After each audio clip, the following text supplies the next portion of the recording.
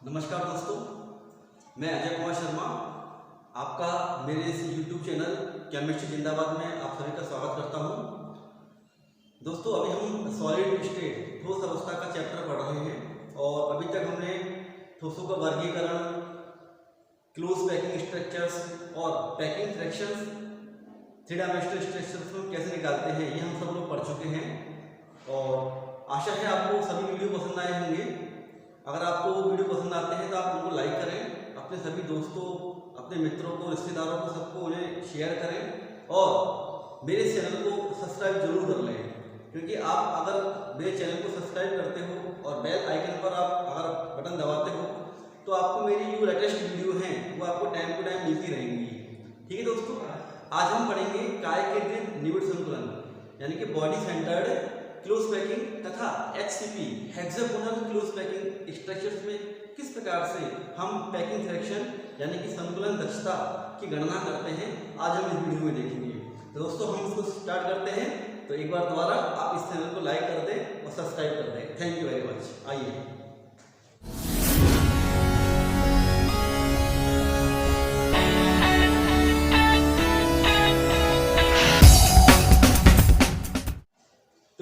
हम देखेंगे BCC यानी कि बॉडी सेंटर्ड क्लोज सिस्टम अर्थात काय केंद्रित घनीय निविड़ संतुलन। इसमें किस प्रकार से पैकिंग फ्रैक्शन यानी संतुलन दक्षता की गणना की जाती है। आइए, BCC स्ट्रक्चर में पैकिंग फ्रैक्शन कैलकुलेट करना। ठीक है, तो सबसे पहले समझते हैं BCC संरचना क्या होती है। हम पढ़ चुके हैं पहले। सपोज ये एक घनी संरचना है,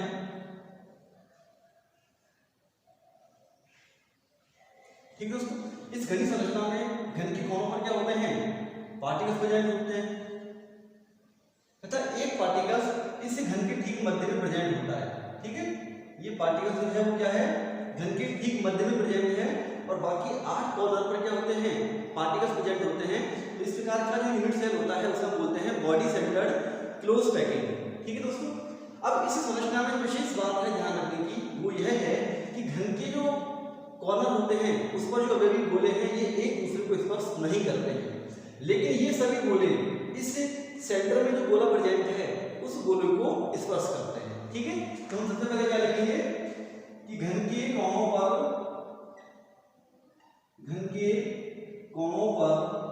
उपस्थित अवयवी कण एक दूसरे को स्पर्श नहीं करते हैं, एक दूसरे को स्पर्श नहीं करते हैं। ठीक है, और दूसरा पॉइंट हम लिखेंगे घन के ठीक मध्य में उपस्थित अवयवी कण या अवयवी गोला घन के कॉर्नर यानी कोनों पर उपस्थित सभी 8 कणों को स्पर्श करता है, सभी 8 कणों को स्पर्श करता है। ठीक है, अब देखो इस संरचना को हम इस प्रकार से समझ सकते हैं।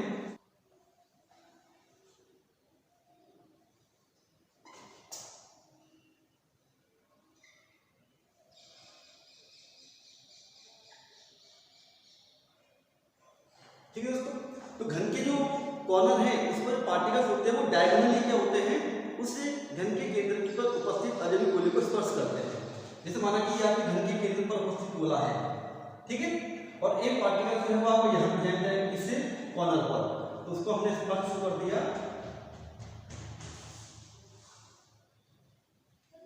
ठीक है, माने पार्टिकल क्या है आपका, इसको स्पर्श कर रहा है,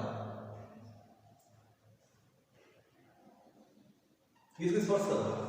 ठीक है, ये पीछे की तरफ है, इस कॉर्नर पर पार्टिकल्स प्रेजेंट है, तो सामने की ओर जो ये कॉर्नर है, ये वाला कॉर्नर, इस पर जो पार्टिकल्स प्रेजेंट है वो भी घन को क्या करेगा, स्पर्श करेगा। तो इसको हम थोड़ा सा इस प्रकार से समझने के लिए इस प्रकार से। ठीक है, समझ आ गया आपको। तो ये जो पार्टिकल्स है, ये पार्टिकल कौन सा आपको सामने है, हमारे जस्ट सामने, इसको हम जो डार्क कर दिया,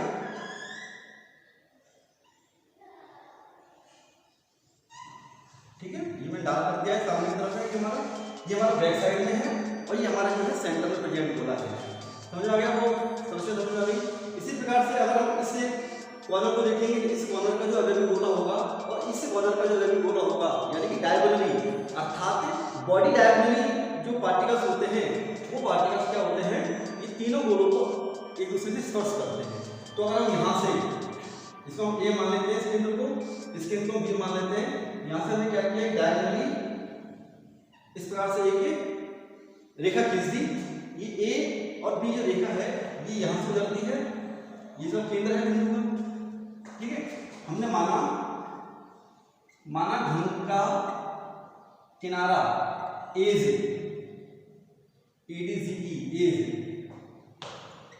की लंबाई कितनी है स्मॉल ए और अवयवी गोला है, अवयवी गोला यानी कि परमाणु की त्रिज्या कितनी है आर, ठीक है। आर है तो त्रिज्या कितनी जाएगी आर, यहां से लेकर और यहां तक की त्रिज्या कितनी जाएगी आर, यहां से यहां तक कितनी जाएगी आर और यहां से यहां तक की त्रिज्या कितनी जाएगी आर। तो ए बी का जो मान है कितना हो गया कुल 4r के बराबर हो गया, ठीक है दोस्तों। अब हम क्या करेंगे, हमें इसका संतुलन दक्षता ज्ञात करनी है। तो लोग संतुलन दक्षता क्या होती है हम जानते हैं। संतुलन दक्षता पीई क्या होती है, total value of constant particles, जो उसी यूनिट सेल में पार्टिकल्स प्रेजेंट हैं उन सभी अवयवी जो गोले हैं या जो कण हैं उनके द्वारा घिरा हुआ आयतन और इस घनी संरचना का आयतन, ठीक है। तो पैकिंग रेशियो इक्वल टू सभी अवयवी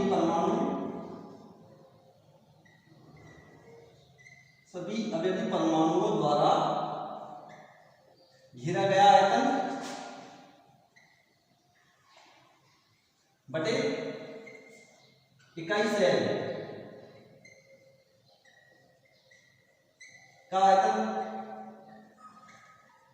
ठीक है, इनटू 100। ये क्या है आपका पैकिंग एफिशिएंसी, ये पैकिंग रेशियो का फॉर्मूला है। तो हमें क्या करना है, सबसे पहले तो हमें इकाई सेल का आयतन ज्ञात करना है, उसके पश्चात हमको सभी अवयवी परमाणुओं की संख्या ज्ञात करनी है और उनके द्वारा घेरा हुआ आयतन ज्ञात करना है। इनका जो रेशियो होगा वही संतुलन दक्षता कहलाएगी, ठीक है। इसको कॉपी करो आप, ठीक है। अब देखो, अब इस चीज को समझते हो। मैंने यहाँ पर ये जो अवयवी पार्टिकल्स है, इस अवयवी पार्टिकल्स की इसी बीच से जो दूरी होगी जिसे बोलते हैं फेस डायगोनल, वो हमने उनको कैलकुलेट करनी है। यहाँ से हमने सी मान लिया, ये हमने इसको डी मान लिया। सी और डी तो हमें मालूम है क्या होगा, ए, ये क्या है ए है, ये भी क्या है आपका, इसको हमें कैलकुलेट करना है क्योंकि ये पार्टिकल्स और सी पर जो पार्टिकल्स होगा ये एक दूसरे को स्पर्श नहीं करते हैं, इसलिए इसकी जो डिस्टेंस है वो हम ज्ञात नहीं कर सकते, ठीक है। इसी प्रकार से ये जो पार्टिकल होगा डी और बी, ठीक है, इसको भी हम कैलकुलेट नहीं कर सकते, समझ आ गया, क्योंकि ये पार्टिकल स्पर्श नहीं कर रहे हैं। तो हम क्या करेंगे, तो सबसे पहले हम क्या करते हैं, सबसे पहले हम लोग ए सी और बी इस त्रिभुज की कंपेयर करेंगे और तत्पश्चात हम इस त्रिभुज की सहायता से ए का मान कैलकुलेट करेंगे। तो सबसे पहले हम देखते हैं त्रिभुज बी सी डी से, क्योंकि जब हम इसको कैलकुलेट करेंगे इस त्रिभुज को, तो ये बी जो दूरी है डी सी वाली दूरी हमें ज्ञात करनी पड़ेगी, ठीक है। तो हम लोग पहले क्या करते हैं, बी सी डी को कैलकुलेट करते हैं। तो बी सी डी से क्या हो जाएगा, बी सी का होल स्क्वायर बराबर सी डी का whole square plus B D का होल स्क्वायर, ठीक है। ये दूरी क्या हो जाएगी, इस दूरी की और इस दूरी के वर्ग के बराबर हो जाएगी पाई के होल स्क्वायर से। बी सी हमें कैलकुलेट करना है, सी डी क्या है आपका ए है क्योंकि घन की भुजा है यानी घन का किनारा है, तो ए स्क्वायर, ये क्या हो गया आपका बी डी की ए स्क्वायर यानी कि 2a स्क्वायर, समीकरण नंबर 1। इसी प्रकार से त्रिभुज ले लेंगे हम ए सी और बी, ठीक है। त्रिभुज ए सी बी से ये त्रिभुज दिख रहा है आपको, ये वाला,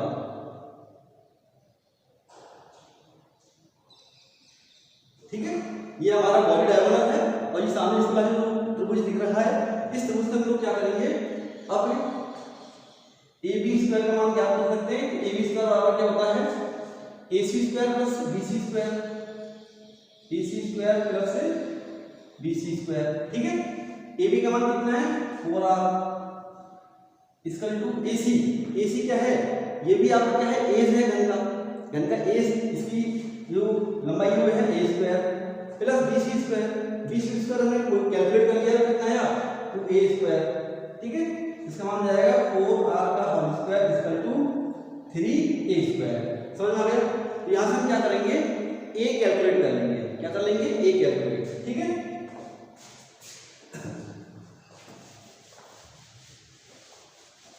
अतः घनीय यूनिट सेल का आयतन वो क्या होता है आपका A क्यूब। ये पूरी जो घनी यूनिट सेल है तो हमें क्या निकालना है, इकाई सेल का आयतन निकालना है। इकाई सेल किस आकृति में, घनी आकृति में है, तो घनी यूनिट सेल का आयतन कितना होगा A क्यूब। और यहाँ से अगर आप A का मान निकालें तो क्या आएगा A स्क्वायर क्या जाएगा आपका 4R का होल स्क्वायर बटे 3, और A का मान निकालेंगे क्या आएगा A equal to under root निकालेंगे इसका क्या आएगा 4R अपॉन अंडर रूट 3, ठीक है। ये आपकी A की वैल्यू आ गई, समझ आ गया। अब इस A की वैल्यू को यहाँ पुट कर देंगे, ये आ जाएगा बराबर 4R अपॉन अंडर रूट 3 का होल स्क्वायर। इक्वेशन नंबर इसको निकाल लेते हैं हम 2, ठीक है। तो ये हमने क्या निकाल लिया घनी यूनिट सेल का आयतन निकाल लिया, समझ में आ गया आपको। अब हमें क्या निकालना है सभी अवयवी परमाणुओं द्वारा घिरा हुआ आयतन। तो इसको हम कैलकुलेट करते हैं, या आप कॉपी कर लीजिए।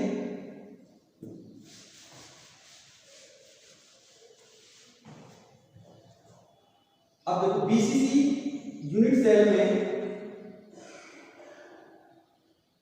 अवयवी क्रम संख्या कितनी होती है, कितनी होती बताइए। जो घन के सभी कोणों पर प्रेजेंट हैं बोले, घन के 8 कोणों पर बोले प्रेजेंट हैं, इसका मान कितना होता है 8 गुणा 1/8।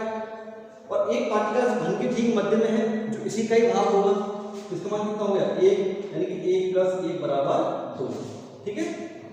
ये 8 से 8 कट जाएगा 1 बच जाएगा, यानी कि BCC संरचना होती है उसके इकाई सेल में अवयवी कणों की संख्या 2 होती है, ठीक है। क्योंकि एक अवयवी परमाणु द्वारा घिरा हुआ आयतन कितना होता है 4/3 πr³। इसलिए 2 अवयवी परमाणु द्वारा घिरा हुआ आयतन कितना हो जाएगा 2 गुना 4/3 πr³। समीकरण में क्या आ गया आपका 3 आ गया, ठीक है। इस समीकरण से और इस समीकरण से ये हमें दोनों मान प्राप्त हो गए। इन मानों को हम क्या करेंगे इसे पैकिंग एफिशिएंसी के फॉर्मूले में पुट कर देंगे। तो देखिए क्या मान आएगा, इसलिए P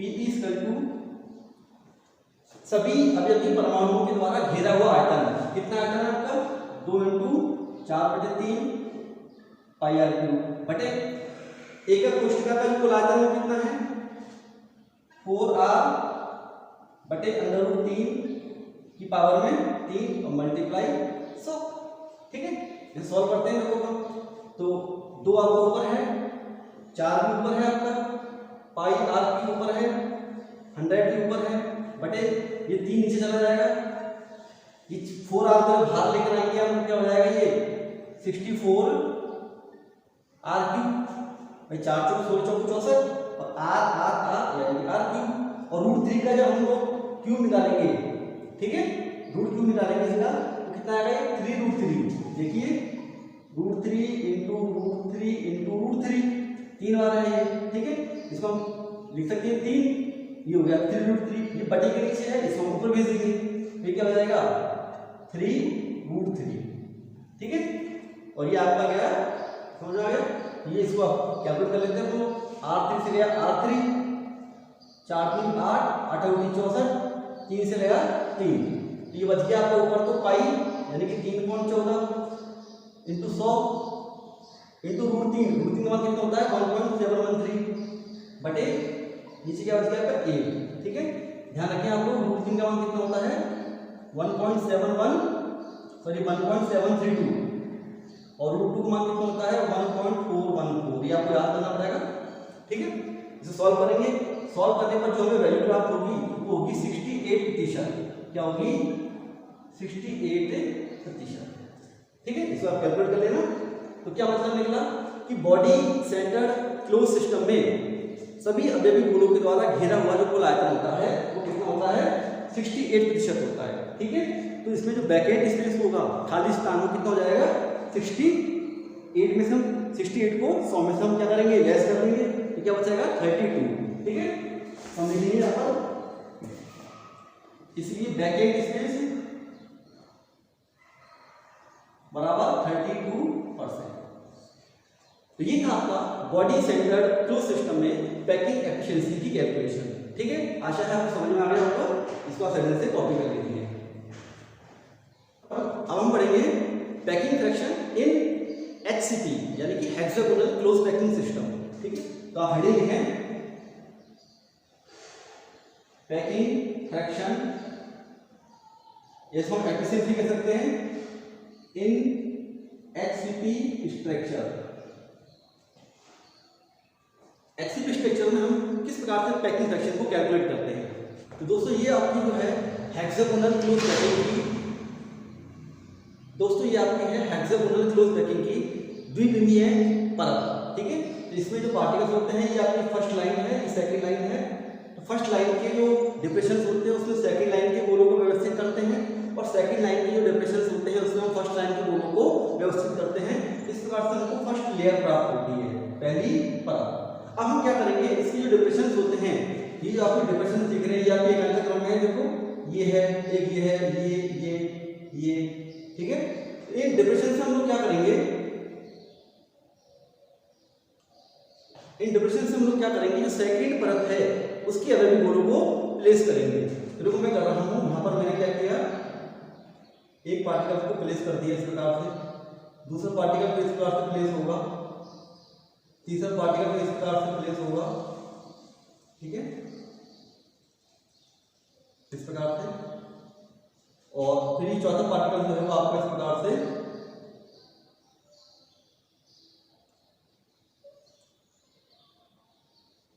प्लेस होगा। ठीक है, इसके ऊपर एक पार्टिकल और आएगा वो आपको इस प्रकार से प्लेस होगा। ठीक है, तो कुल मिला के अगर हम गौर से देखें तो सेकंड जो परत होती है उसके अवयवी गोले एकांतर क्रम में, देखो ये इसको यहाँ पर क्या कर रहा है, ऑक्यूपाई कर रहा है, फिर इसको छोड़ दिया, फिर इसको ऑक्यूपाई कर रहा है, इसको छोड़ दिया, इसको ऑक्यूपाई कर रहा है, इसको छोड़ दिया, इसको ऑक्यूपाई कर रहा है। ठीक है, यानी कि यहाँ पे जो ये आपके डिप्रेशंस हैं ये इनको क्या कर रहा है, ये छोड़ रहा है, और यहाँ इनको ये क्या कर रहा है, ऑक्यूपाई कर रहा है। यानी एकांतर क्रम में अवयवी गोलों को क्या किया जाता है, ऑक्यूपाई किया जाता है। ठीक है, तो इसको हम इस प्रकार से समझ सकते हैं।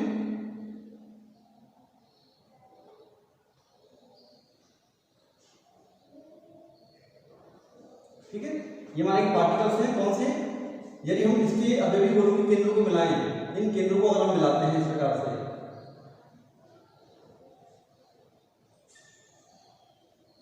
ये देखो तुमको षट्कोणीय संरचना प्राप्त होती है।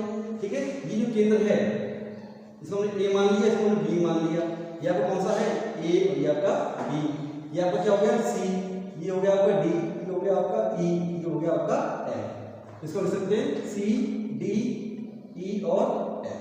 ठीक है, समझ आ गया। और ये जो आपको स्पेस दिख रहा है, ये स्पेस क्या है, ये डिप्रेशंस हैं, यानी हम गोलों को पुट करेंगे, ये इस पर गोले रखे हुए हैं इस प्रकार से, ये गोले हैं जो मैं आपको बताता हूँ बना के, ये गोला है, ये इसका दूसरा गोला रखा हुआ है, इसका ये तीसरा गोला रखा हुआ है। ठीक है, इस प्रकार से ये गोले क्या है इस पर रखे हुए हैं, ये आपका, और इन गोलों की व्यवस्था के साथ सेंटर में क्या है भाई, गोला है, सेंटर में क्या है भाई, गोला है। तो ये जो संरचना प्राप्त होती है हमको इस प्रकार से, ये देखिए। ठीक है,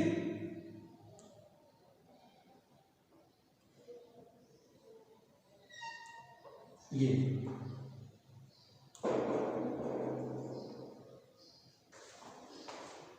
और ये सेंटर में जो है, ये सेंटर में जो गोला होगा ये क्या करता है, इन सभी गोलों को इस प्रकार से स्पर्श करता है। ठीक दोस्तों, तो अगर हम गौर से देखें, देखो यहाँ हमको ये एक तो ये वाला जो स्पेस है, ये इसमें डार्क में कर दिया। ठीक है, इसी प्रकार से ये जो स्पेस है ये जो स्पेस है आपका, ये जो स्पेस है आपका,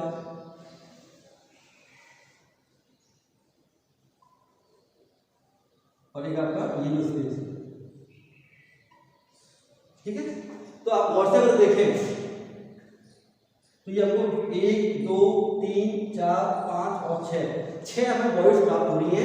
और इन 6 वॉइड्स को आप गौर से देखें कि सभी किस में है, इस प्रकार के ट्रायंगल्स में है। एक इस ट्रायंगल्स में है, एक इस ट्रायंगल में है, एक वॉइड इस ट्रायंगल में है, एक वॉइड इस ट्रायंगल में है, ठीक है। एक वॉइड आपकी इस ट्रायंगल में है, देखो ये वाली, और एक वॉइड आपकी इस ट्रायंगल में प्रेजेंट है। समझ में आ गया? यानी कि यहाँ इस पूरी षटकोणीय संरचना को हम 6 इक्विलेटरल ट्रायंगल्स में डिवाइड कर सकते हैं, ठीक है। ये आपकी जो है ये क्या है, आपके सब समरूप त्रिभुज हैं, इक्विलेटरल ट्रायंगल्स हैं। और ये सभी जो इक्विलेटरल ट्रायंगल्स हैं ये सभी वॉइड्स हैं। क्या है ये? वॉइड्स। समझ में आ गया? यहाँ तक हम लोग पहले पढ़ चुके थे। और जब हम इसके ऊपर पार्टिकल्स को प्रेजेंट करते हैं, सेकंड लेयर के पार्टिकल्स, फर्स्ट लेयर है, जब सेकंड लेयर को प्रेजेंट करेंगे तो वो एकांतर क्रम में, जैसे एक पार्टिकल्स यहाँ आएगा, तो फिर एक यहाँ आएगा और एक यहाँ आएगा, इस प्रकार से वो पार्टिकल्स क्या होते हैं, इन डिप्रेशंस में प्लेस होते हैं। समझ में आ गया?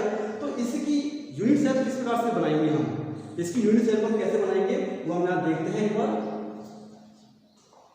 ठीक है। मैं इसको बताता हूँ आपसे, ठीक है दोस्तों। तो ये आपकी जो लेयर है नीचे वाली, इसको हम सेंटर में मिला लेते हैं इस प्रकार से,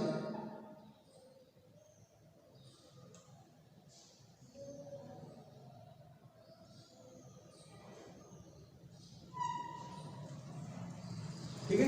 तो यहाँ पर हम लोग 1 2 3 4 5 और 6 हमें 6 डिफरेंस प्राप्त होते हैं। अब ये फर्स्ट लेयर हो गया, क्या हो गया आपकी फर्स्ट लेयर, जिसे हमने ए मान लिया, प्रथम परत। और ये आपकी क्या है, सेकंड लेयर है, इसको हम इस बात को क्या करते हैं, मिला देते हैं, ठीक है। समझ आ गया आपको? अब देखो, माना कि इस डिप्रेशन में, ये जो डिप्रेशन है, ठीक है, माना कि इस डिप्रेशन से पार्टिकल रखा हुआ है, वो पार्टिकल आपका ये रहा, ठीक है, ये इस डिप्रेशन में रखा हुआ है। और इसके बाद एकांतर क्रम में इसको छोड़कर इसमें कौन रखा हुआ है, माना कि ये पार्टिकल रखा हुआ है, ये पार्टिकल आपका इस डिप्रेशन में रखा हुआ है, ठीक है। और इसको छोड़कर इसमें कौन सा पार्टिकल रखा हुआ है, आपको माना कि ये पार्टिकल रखा हुआ है। इसके तीनों को मिला देता हूँ तो हमको एक त्रिभुज से प्राप्त होता है, ठीक है। तो ये तीन पार्टिकल जो है वो इन डिप्रेशन में, यानी कि एकांतर क्रम को अगर हम इसमें चित्र के अनुसार देखें तो ये 5 में, ये कौन सा हो गया 5, फिर 4 को छोड़ दो, ये कौन सा हो गया आपका 3, और फिर किसमें हो गया आपका 1। तो 1 3 और 5 में क्या पड़ रहे हैं आपके गोले रखे हुए हैं। तो इसी प्रकार से ये जो पार्टिकल होगा ये ऊपर वाली परत में प्रेजेंट होगा, तो ये कहाँ होगा, पीछे वाले पर होगा, ये कहाँ होगा, सामने वाले पर होगा, ये कहाँ होगा, पीछे वाले पर होगा, ठीक है दोस्तों। समझ आ गया आपको? तो ये आपकी परत ए हो गई थी, परत कौन सी कहलाएगी आपकी, बी परत कहलाएगी। बी परत कौन सी कहलाएगी आपकी, वापिस ए कहलाएगी, क्योंकि इस बी परत के अवयवी गोले इस ए परत के जिन डिप्रेशंस में रखे हुए हैं, उन्हीं डिप्रेशंस में ये पार्टिकल्स यहाँ रखे हुए हैं इस परत में, तो इसलिए ये परत क्या हो गई आपकी, समान हो गई, ठीक है। इसको थोड़ा हम डार्क कर देते हैं समझने के लिए, इस प्रकार से। ये क्वेश्चन सामने की ओर है, जहाँ है ये सामने की ओर,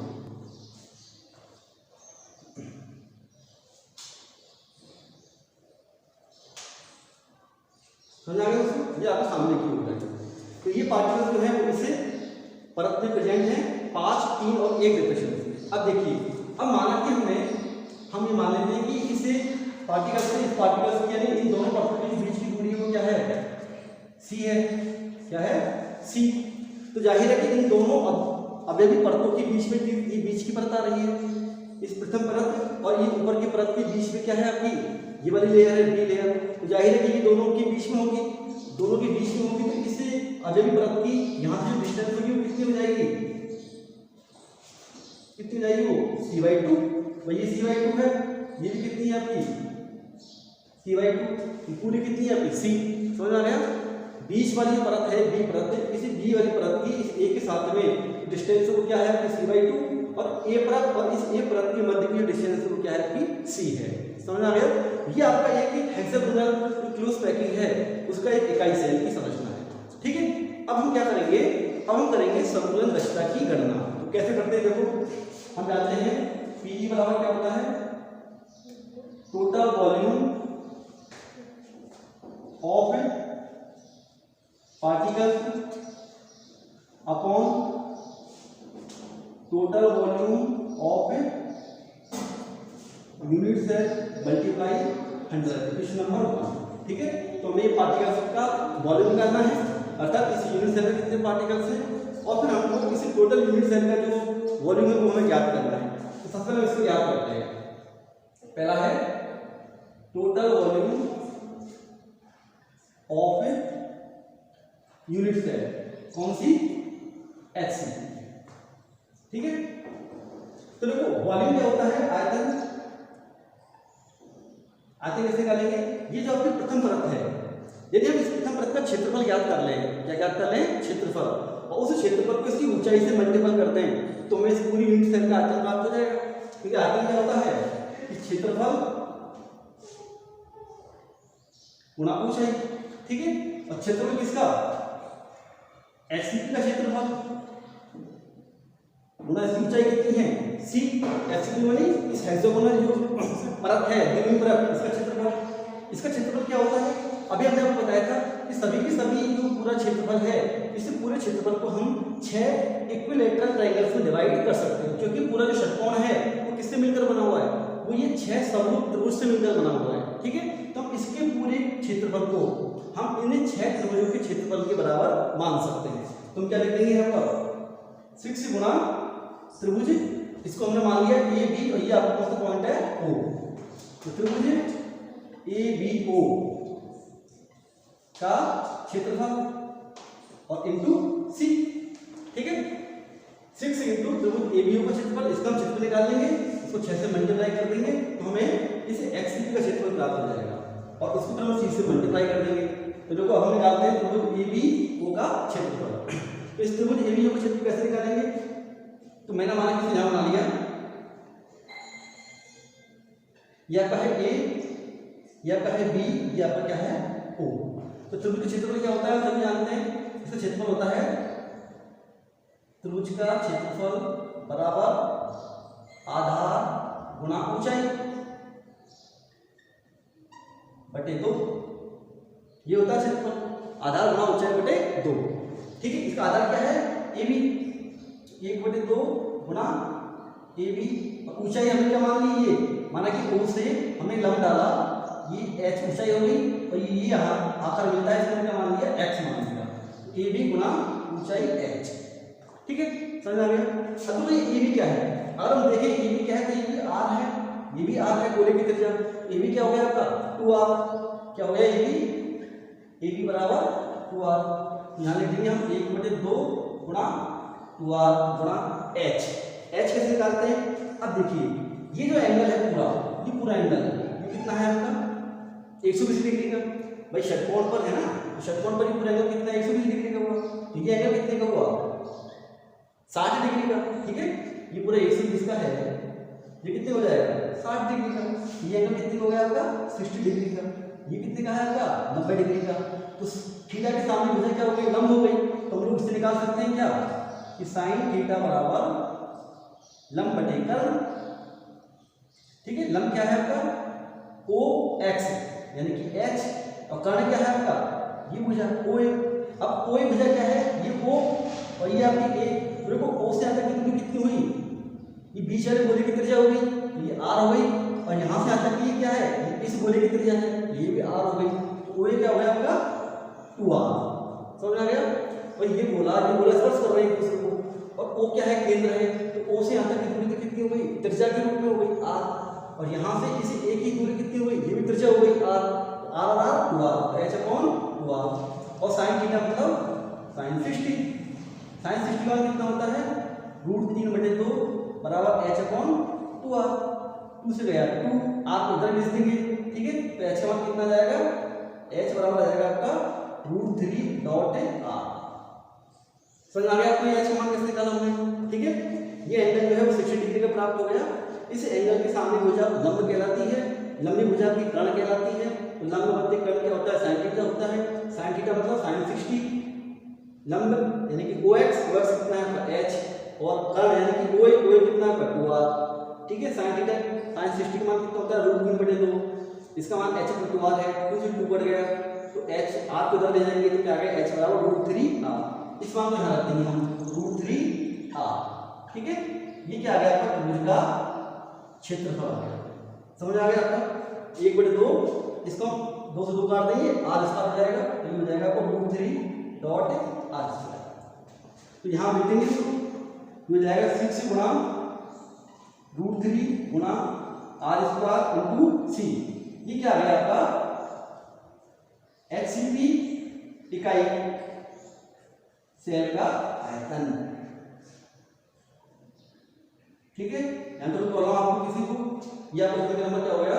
2। तो यहां हमने क्या निकाल लिया? ये आयतन निकाल लिया 6 × √3R² × C। अब हमें क्या निकालना है?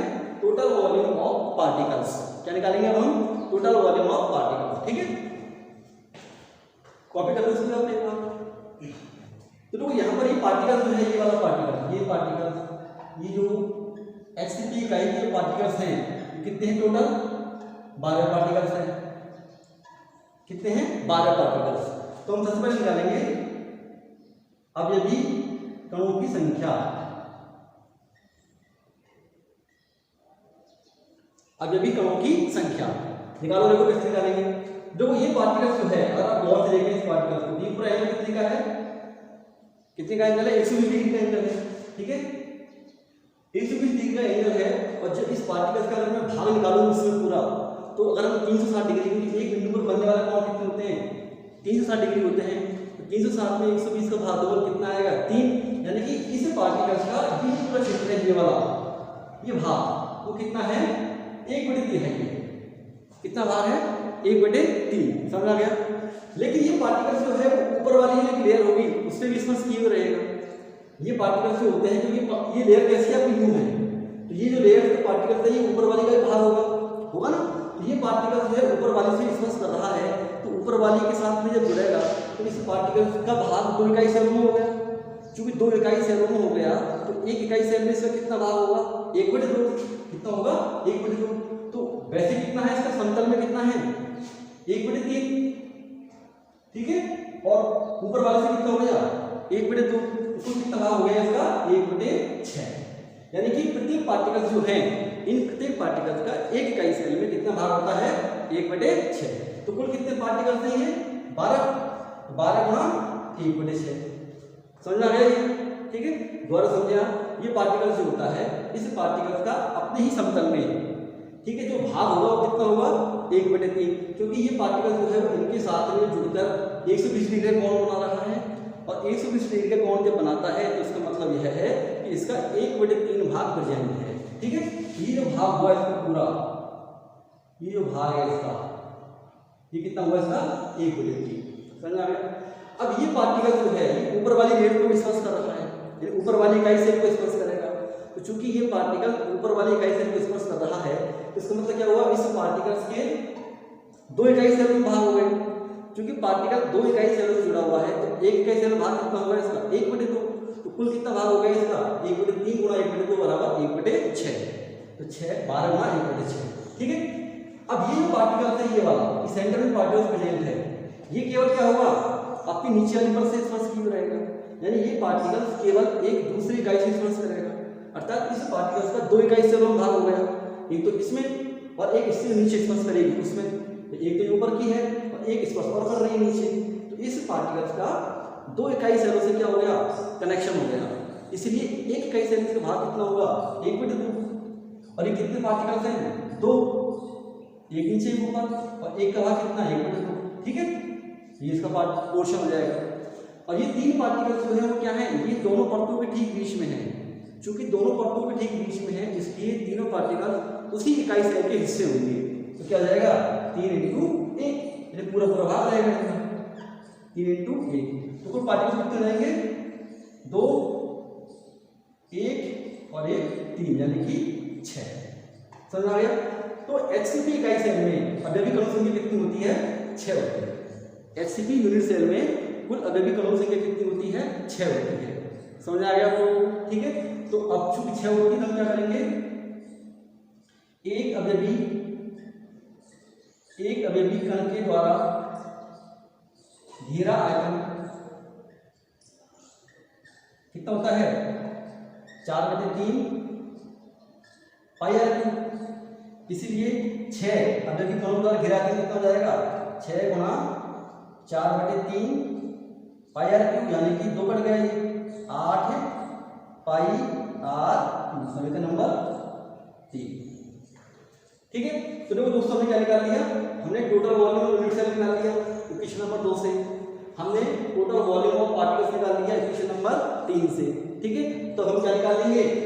पैकिंग एफिशिएंसी निकाल लेंगे। ठीक है, कॉपी करो। अतः पैकिंग एफिशिएंसी इक्वल टू सभी अवयवी कणों के द्वारा घेरा हुआ आयतन कितना हो जाएगा?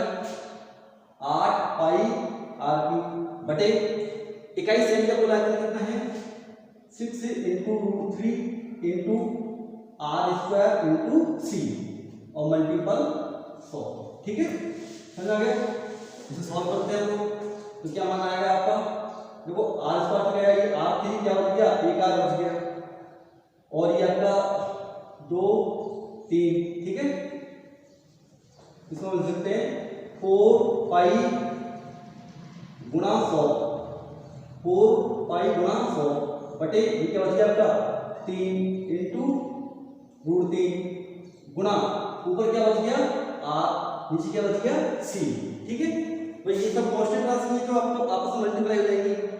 4 पाई, ये r बच गया, इसमें अलग लिख दिया, और c बच गया, मैंने इसको अलग लिख दिया। ये क्या है आपका? Packing efficiency.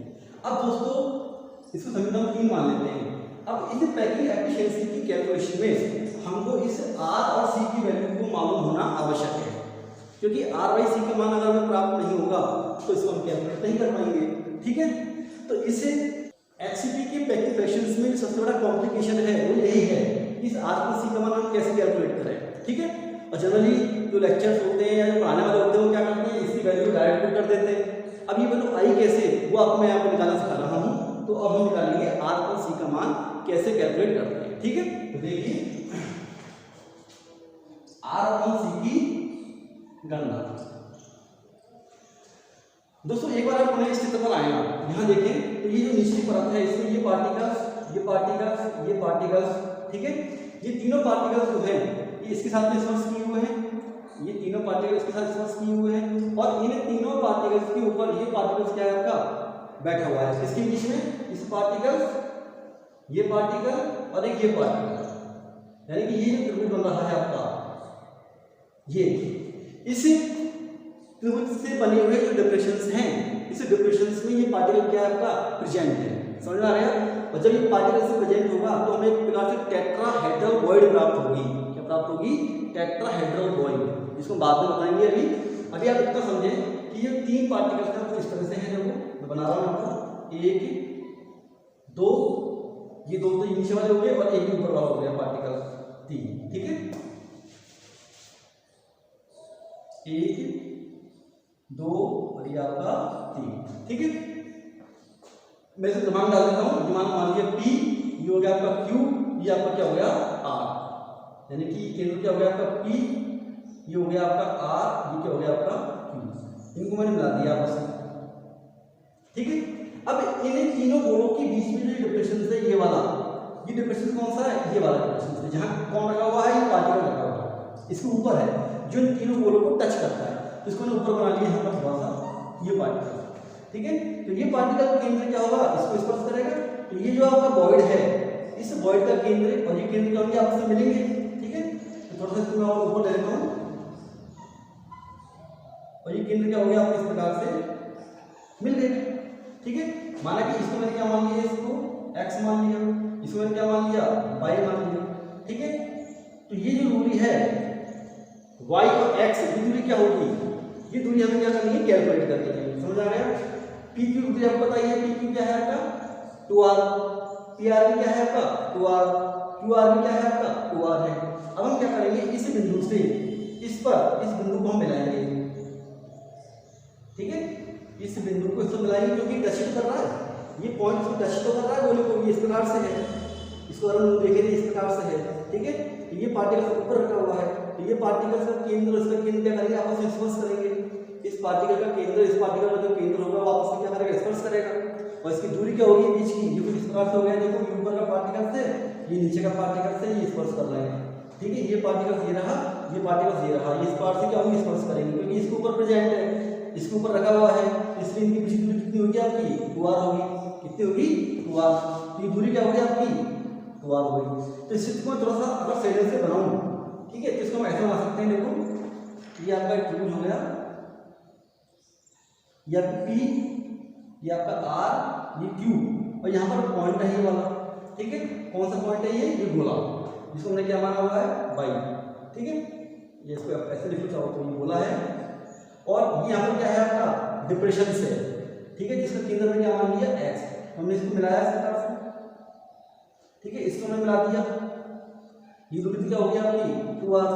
अब माना कि हमने क्या किया, इस x से यहाँ पर एक लंबा था, यहाँ क्या मिलता है, ये z पर मिलता है, ये आपका y था, ठीक है। मैंने क्या किया, इस x को z से मिला दिया, यानी ये डिस्टेंस थी o की, इसको मैंने क्या किया, यहाँ मिला दिया, तो ये इसको यहाँ काटेगा, यहाँ काटेगा, ये पॉइंट क्या आपका z, समझ आ गया। अब देखिए ये जो एंगल है आपका, ये एंगल वो है ये वाला, ये एंगल क्या है, अगर आप गौर से देखें तो यहाँ पर ये जो आपको मिल रहा है ये पॉइंट, ठीक है, तो इस पॉइंट को अगर हम देखेंगे तो ये जो एंगल है आपका, ये एंगल कितने का होगा, 60 डिग्री का। अरे भाई देखो ये पूरा एंगल कितने का है, 120 का, ये पूरा एंगल कितने का है, 120 का, ये कितने हो जाएगा आपका 60 का, ये कितने हो जाएगा 60 का, ये कितने का होगा 60 का, ये एंगल कितने का हो गया आपका 60 डिग्री का एंगल हो गया, यानी 60 डिग्री, ये एंगल कितने हो गया आपका 60 डिग्री का हो गया। अब मैं क्या करूंगा, यहाँ से और यहाँ इसको बीच में मिला दूंगा, इस x को यहाँ से मिला दूंगा, यानी कि ये जो मेरा केंद्र है, ये जो मेरा बॉइड है, इस बॉइड को मैंने क्या किया, इससे मिला दिया, तो एंगल कितने हो गया मेरा 30 डिग्री का हो गया, ठीक है, समझ आ गया।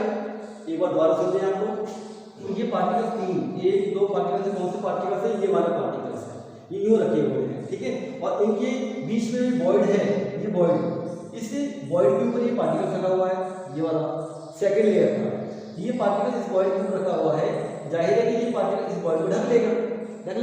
तो हमने क्या किया, इसके केंद्र को इसके केंद्र से मिलाकर ये रेखा खींच दी जो बाई और जेड को मिलती है, ठीक है, सॉरी बाई और एक्स को मिलती है, एक्स है आपका ये वाला, ये आपका जेड है।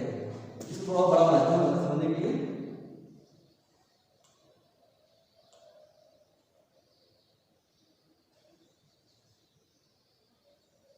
ये देखो, ठीक है, ये 3 पार्टिकल्स हो गए आपके, ये इनके केंद्र में मिला दिए, ये P है, ये आपका R है, ये Q है, और यहाँ एक गोला रखा हुआ है जो इस बॉइड को कवर करेगा, ये दोनों आपके एक ही प्लेन में है, ये एक ही प्लेन में है, ये इसको क्या है कवर करेगा, तो माना कि इसके केंद्र की और ये जो आपका बॉइड का केंद्र है इसको हमने क्या मान रखा है x है, इसकी बीच की दूरी क्या मान लिया हमने, ये मान ली, ये आपका क्या है y, और हमने क्या किया, इसके केंद्र को इस R से मिला दिया, क्योंकि ये गोला इसको स्पर्श कर रहा है, इसको जब हम ऊपर रखेंगे तो ये इसको स्पर्श करेगा, ये गोला इसको स्पर्श करेगा, जब ये गोला इसको स्पर्श करेगा तो इसकी केंद्र की दूरी, इसकी केंद्र की दूरी क्या होगी 2r के बराबर हो जाएगी, ठीक है, ये दूरी 2r के बराबर हो गई। अब हमने क्या किया, इस x को आगे बढ़ाकर और यहाँ एक नाम डाल दिया जो इन गोले के ठीक बीच में मिलता है, यहाँ ये हमने क्या मान लिया, z मान लिया, और ये जो पूरा एंगल है, ये वाला पूरा एंगल कितने का है आपका 60 डिग्री का है, ठीक है, और इस बिंदु से मैंने क्या किया, इस बिंदु को मिला दिया, तो इसको बाइसेक्ट कर रहा है, ये एंगल कितने हो जाएगा आपका 30 डिग्री का हो जाएगा, ठीक है। तो यहाँ हम देखें z x और r, यहाँ से अगर हम एक वैल्यू निकालते हैं cos थीटा की, तो cos थीटा क्या होती है, आधार बटे कर्ण, ये cos थीटा होता है आपका, ठीक है। अब देखो आधार कितना है आपका zr, ठीक है, zr क्या हो गया, ये r है, ये भी r है, तो ये क्या हो गया r हो गया, बटे कर्ण क्या है आपका, ये xr,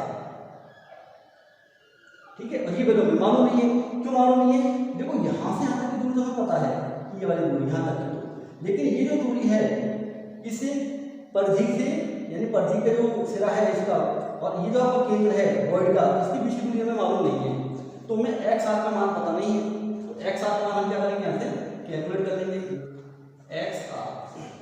ठीक है, कॉस थीटा मतलब कॉस 30, तो कॉस 30 डिग्री बराबर क्या हो जाएगा, आर अपॉन एक्स आर। और कॉस 30 मान कितना होता है, √3/2 बराबर आर अपॉन एक्स आर।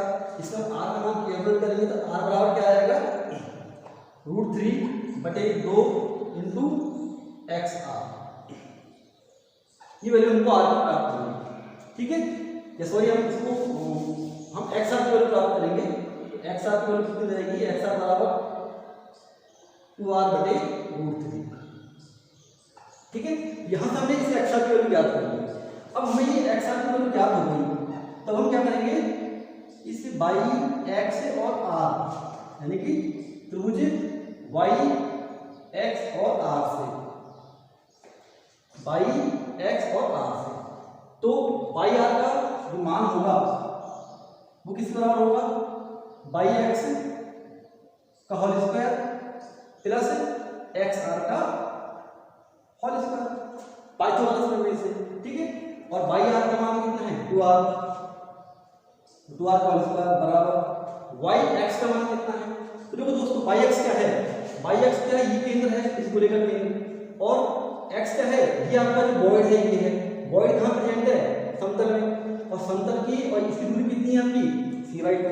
समझ आ गया, तो बाई क्या है, इसका केंद्र है ये वाला, और ये एक्स क्या है, एक्स भी यहाँ पर एक वॉइड होगी जिस पर एक गोला प्रेजेंट है, वो वॉइड का केंद्र है, और वॉइड कहाँ है, समतल में है। इस समतल के और इस ऊपर की दूरी कितनी मानी है हमने, c/2 मानी है, जिसका मान कितना जाएगा, c/2 का होल स्क्वायर, यानी कि दूरी है कितनी है आपकी, c/2।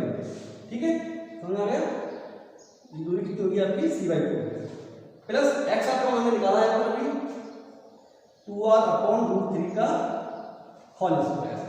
ठीक है दोस्तों, ये समझ आ गया आपको, बस ये इंपॉर्टेंट है। अब यहाँ से हम क्या करेंगे, सी और आर का अनुपात ज्ञात करेंगे। समझ आ गया, इसको मैं मिटा देता हूँ, आप कॉपी कर लो एक बार, इसको सॉल्व कर लेते हैं अपन एक बार।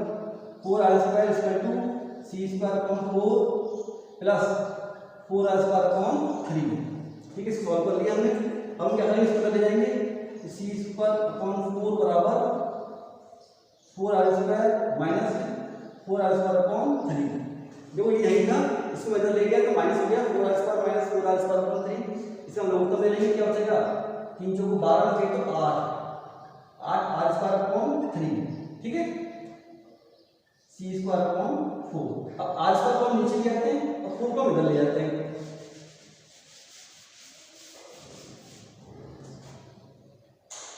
c² r² बराबर 32/3।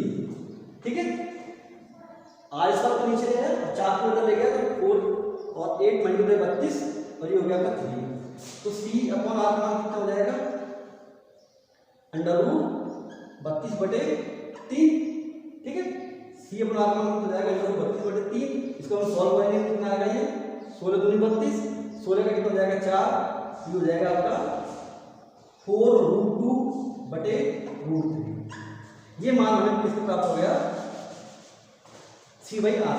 अब इस c/r के मान को हम क्या करेंगे, यहाँ पर करेंगे, यहाँ क्या है, r कौन सी है, इसको मैं उल्टा लिख सकता हूँ, अतः r/c बराबर क्या हो जाएगा, √3/4√2। ठीक है, यह है मान समीकरण 3 में रखने पर, समीकरण 3 में रखने पर।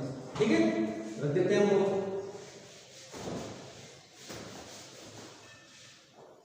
क्या है, 4 पाई का कितना है, 3.14 गुणा 100/3 गुणा √3 मल्टीप्लाई, इसका मान कितना हो गया, √3/4√2। ठीक है, सॉल्व करो इसको, देखो √3 से गया √3, 4 से गया 4, क्या बच गया आपका ऊपर, 3.14 इंटू 100/3 इंटू √2। √2 का मान कितना होता है, ये तो कितना हो गया आपका ऊपर 314, बटे एक हो गया आपका 3 इंटू 1.414। इसको जब सॉल्व करोगे, ठीक है, ये मान कितना आएगा, लगभग 74%। कितना आएगा, 74%। समझ आ गया। इसका मतलब क्या हुआ कि जो HCP लिमिट संतुलन होता है, हेक्सागोनल क्लोज पैकिंग होती है, उसमें पैकिंग एफिशिएंसी का जो मान होता है वो होता है 74%। समझ में आ गया आपको, ठीक है। ये थोड़ा सा कॉम्प्लिकेटेड था, लेकिन इस वीडियो को आप बार बार देखोगे, इसको रिवाइज करके बार बार देखें तो आपको सारी चीज बिल्कुल क्लियर हो जाएंगी, ठीक है। तो आज हमने जो पैकिंग सेक्शन का जो पोर्शन था वो समाप्त कर दिया है।